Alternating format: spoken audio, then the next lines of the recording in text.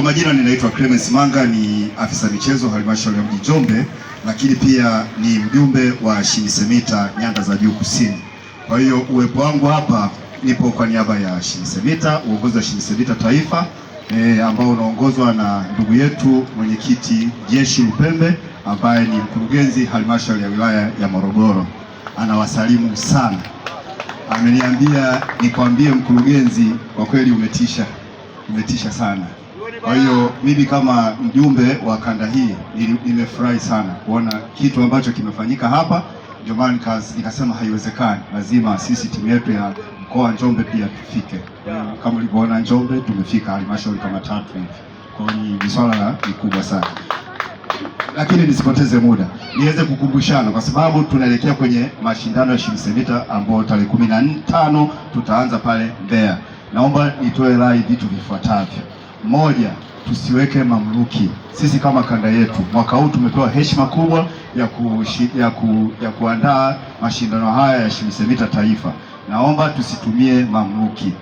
Watumishi wanaotakiwa kwenye mashindano haya ni watumishi wenye cheki namba ambao wako chini ya wakurugenzi wetu. Nafikiri inaeleweka vizuri sana.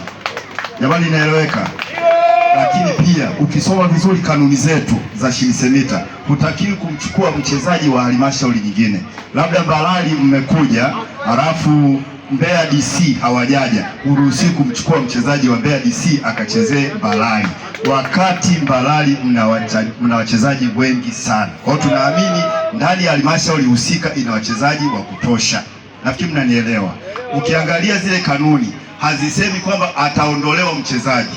Ukionekana umepatikana katika hiyo hatua, unaondolewa halmashauri nzima. Sasa ninaomba niwaombe maafisa michezo wenzangu na maafisa utamaduni, hebu tukae serious katika hilo.